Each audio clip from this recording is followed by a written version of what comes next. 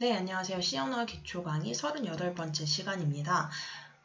지난 시간에 이제 구조체 과정을 마무리 지었고요. 오늘부터 전처리문이라고 하는 새로운 내용을 다루게 될 텐데요. 지난 시간까지는 이제 프로그래밍을 작성할 때 기본적으로 알아야 하는 거의 모든 내용을 다루었고요. 이번 시간부터 이제 마지막까지 다룰 내용들은 굳이 프로그래밍을 하면서 반드시 알아야 하거나 꼭 쓰는 내용은 아니지만 쓰면 조금 더 효율적으로 작성할 수 있는 그런 유용한 기능들을 알려드리려고 합니다. 그 중에 첫 번째가 바로 전처리문이라고 하는 건데요. 일단 전처리문이 어떤 건지부터 한번 살펴보도록 합시다. 일단 전처리라고 하는 게 무엇인지부터 살펴봐야겠죠. 전처리라고 하는 것은 프리프로세서라고 하는데요. 이름에서도 살펴보듯이 pre라고 하는 접두어가 붙었죠. 먼저 하는 거예요. 그래서 개발자가 작성한 소스 코드를 이제 컴파일을 해줄 텐데 컴파일하기 직전에 작성한 그 소스 코드를 조금 더 가공을 해서 특별한 처리를 해서 컴파일러에게 넘겨주는데요. 이 전처리문이 붙게 되면 이 전처리를 하게 됩니다. 그래서 전처리는 어떠한 가공을 하냐? 전처리문의 종류에 따라서 여러 가지를 합니다. 그래서 대표적인 전처리문이 아래에 나타나 있는데요. 대표적인 것이 바로 샵 include. 전처리문들은 다 앞에 샵이 붙어요. 그래서 샵 다음에 어떤 문구를 쓰냐에 따라서 기능이 달라지는데요. 샵 include는 우리가 자주 사용했었죠. 어떤 특정한 파일의 내용을 가져와서 붙여넣기 하는 기능을 하는 게 샵 include였고, 샵 define. 이 define은 정의하다라는 뜻이죠. 마찬가지로 어떤 특정한 단어를 앞으로 이렇게 사용하겠다라고 정의를 내리는 게 샵 define이라고 하는 것의 기능이고요. 그 정의를 다시 삭제하는 기능이 undef입니다. 그 다음에 조건에 따라서 얘를 컴파일할지 컴파일러에게 넘겨줄지 말지 소스 코드의 일부를 조건에 따라서 컴파일러에게 주거나 혹은 주지 않거나 선택을 할 수 있거든요. 그래서 그 조건에 따라서 컴파일을 할지 말지를 결정할 때 사용하는 게 if, else, if, else, 그 다음에 and if 이 구문이고요. if, def, if, and def 이것도 마찬가지로 소스 코드의 일정 부분을 컴파일을 할지 말지를 결정을 하는 건데 if, def는 if, def 어떠한 것이 정의가 되어 있다면 이 부분을 컴파일하고 if and def, not def 그래서 정의가 되어 있지 않다면 이 부분을 컴파일해라 이런 식의 기능을 하게 됩니다. 그래서 차근차근히 살펴볼 텐데요. 오늘 강의에서 살펴보는 전처리문은 가장 많이 사용되는 샵 include입니다. 샵 include는 저희가 많이 사용했었죠.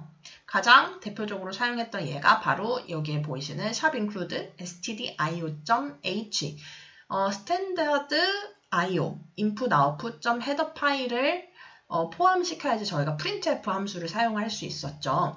이렇듯이 include, 샵 include는 꺽쇠괄호 혹은 큰 따옴표 형태로 사용되어지는데 이것의 기능은 이 괄호 혹은 큰 따옴표 큰 따옴표 안에 있는 파일의 내용을 그대로 내가 지금 작성하고 있는 소스 파일에다가 복붙하는 기능을 했었죠. 그래서 printf라고 하는 함수의 기능이 내가 작성하고 있는 파일에 정의되어 있지 않지만 이 stdio.header라고 하는 파일에 정의가 되어 있기 때문에 얘를 가져와서 우리가 printf 함수를 사용할 수 있었죠.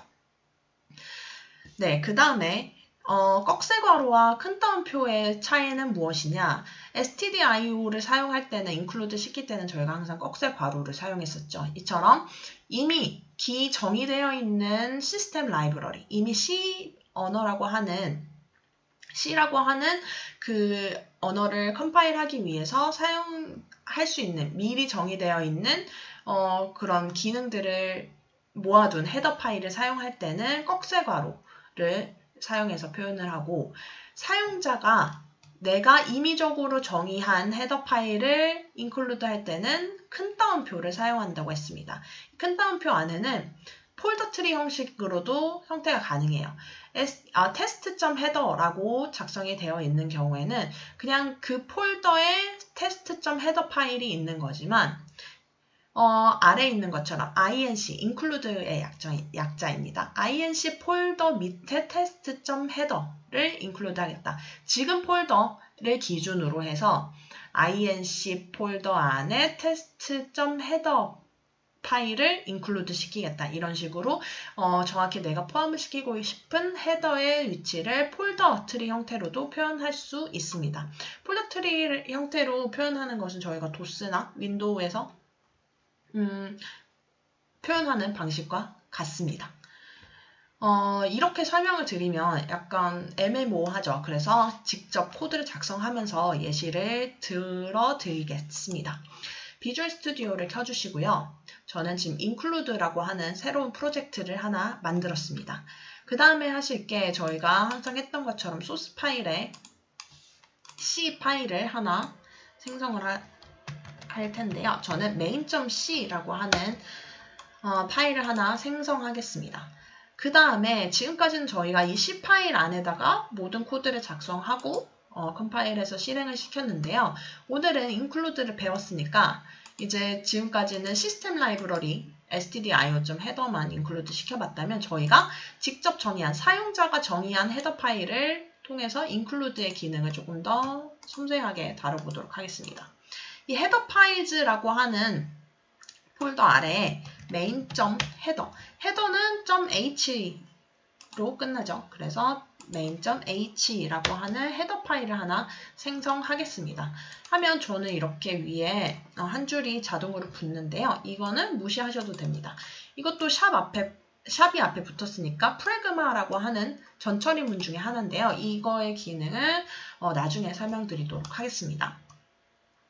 그러면 저희가 main.c에서 한번 코드를 작성해 보겠습니다. 일단은 항상 main 함수가 필요했죠. 그래서 void main void라고 하는 main 함수를 하나 작성을 하고요. 여기서 printf를 해보도록 하겠습니다. printf main printf를 하려고 하니까 printf를 하기 위해서는 저희가 항상 stdio 헤더를 include를 시켜야 했죠. printf라고 하는 함수의 기능을 우리가 컴퓨터가 알아야 하는데 여기서 정의되어 있지 않고 stdio.header라고 하는 헤더 파일에 printf가 어떤 식으로 동작하는지가 정의되어 있기 때문에 우리가 이 헤더의 내용을 그대로 가져와야지 컴퓨터가 printf가 여기에는 정의되어 않지만 main.c 파일에는 정의되어 있지 않지만 stdio.header라고 하는 파일을 가면 printf가 어떤 식으로 동작하는지 알 수 있겠구나 라고 아는 거죠. 그래서 이렇게 컴파일을 해서 실행을 시키면 당연히 main이라고 하는 printf가 실행이 되겠죠. 이렇게 main이라고 하는 글씨가 출력이 되는 걸 확인할 수 있습니다. 그런데 지금 저희가 main.header라고 하는 새로운 헤더 파일을 하나 만들어 놨잖아요. 지금 여러분들이 하실 거는 이 위에 있는 include stdio를 잘라내기 하신 다음에 main.header에다가 붙여넣기를 해주세요. main.header에 이제는 얘를 지우겠습니다. 헷갈리니까. include.stdio header, include가 main.header에 들어가 있어요. 그 다음에 얘를 이대로 컴파일하면 당연히 에러가 나겠죠. 왜? main.c라고 하는 애에서는 printf라고 하는 함수가 정의되어 있지 않기 때문에요. 네, 이렇게 빌드 에러가 납니다. 빌드 에러의 내용을 보면 printf라고 하는 애가 undefined, 정의되지 않았다. 어떻게 생겨먹은 애인지 나는 몰라 라고 하면서 컴파일을 거부하죠. 그러면 어떻게 해야 될까요? 기존에는 include stdio.header를 include 했는데 그 stdio.header를 main.h에 옮겨놨기 때문에 그러면 main.header의 내용을 main.c에 include 시키면 되겠죠. 근데 main.header 같은 경우에는 시스템 라이브러리가 아니라 사용자가 직접 정의한 헤더 파일이기 때문에 꺽쇠 괄호가 아니라 이렇게 큰 따옴표를 가지고 표현을 해야겠죠. 그래서 이걸 보시면 include main.header를 main.c 파일에 include 하겠다라고 선언을 한 거고요. 그러면 printf가 main.c에 없지만 여기 main.h가 include 됐네. main.h를 가볼까? main.h에 stdio.header가 include 되어 있고 얘 파일 안에 printf라고 하는 함수의 내용이 정의가 되어 있기 때문에 이 상태에서 컴파일을 해보면 정상적으로 메인이 출력되는 걸 알 수 있죠. 전처리라고 하는 것은 컴파일 하기 전에 include main.header에 있는 내용을 그대로 가져와서 main.c의 이 부분에다가 치환하는 거랑 똑같아요. 결국은 stdio.header가 main.header에 있었기 때문에 전처리 단계에서 main.header의 내용을 main.c 상단에다가 그대로 복붙을 해준다는 거죠. 그렇기 때문에 컴파일러는 printf 위쪽에 봤더니 stdio.header가 있네. 그러면 헤더에서 printf의 정의를 찾아서 수행하면 되겠다라고 바로 알 수 있는 거죠. include, 전처리라고 하는 것은 컴파일 전 단계에서 소스 코드를 특별하게 가공을 해주는 것을 이야기했는데 그 중에서 include의 기능은 포함시키려고 하는 파일의 내용을 그대로 그 자리에 복붙하는 기능을 합니다. 그래서 main.header를 include 했지만 main.header의 내용에 stdio.header가 포함되어 있었기 때문에 printf가 수행될 수 있었던 거죠. 그러면 또 새로운 예를 한번 들어드리겠습니다. 헤더 파일에는 이렇게 include 할 내용, 포함시킬 헤더 내용을 대부분 여기다가 다 작성을 해주시고요. 또 하나 주로 작성하는 내용이 바로 함수의 선언 부분입니다. 여기서 void print error라고 하는 함수를 한번 정의한다고 해봅시다. 이 함수의 기능은요. 파라미터로 받은 에러를 보고 이게 어떤 에러인지 판단하고 이 에러가 무슨 종류의 에러인지 출력하는 함수입니다. 그래서 만약에 그냥 제가 임의적으로 정의를 하는 거예요. 에러의 값이 0이다 하면 저는 printf 에러는 몇 번 에러가 들어왔고 얘의 의미는 에러 none 에러가 아니야, 정상이야 라고 하는 의미라고 저는 정의를 하겠습니다. 그 다음에 만약에 에러가 1이 들어왔어요. 1이 들어오면 똑같이 printf 그 다음에 d를 하면 여기에다가 에러 값을 넣어줘야겠네요. 1이 들어오면 에러를 출력하고 이 에러의 의미는 invalid 파라미터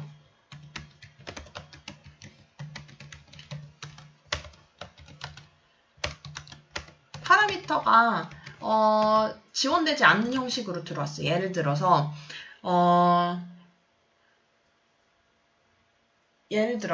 1부터 100까지의 숫자만 파라미터로 들어와야 하는데 100 이상 혹은 0 이하의 숫자가 들어왔다 하면 이 함수에서는 처리할 수 없는 종류의 파라미터가 들어왔기 때문에 이거는 수행하지 않고 바로 에러를 리턴해 주겠어. 이런 종류의 내용이고요.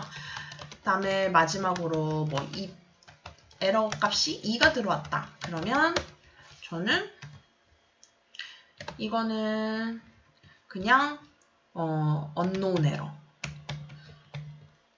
에러는 에러인데 무슨 종류의 에러인지 모르겠어 라는 내용을 출력하고 종료를 하게 됩니다. 이거는 특별한 이유가 의미가 있는 함수는 아니고요. 그냥 제가 임의적으로 이런 함수를 사용하겠다라고 정의를 한 거예요.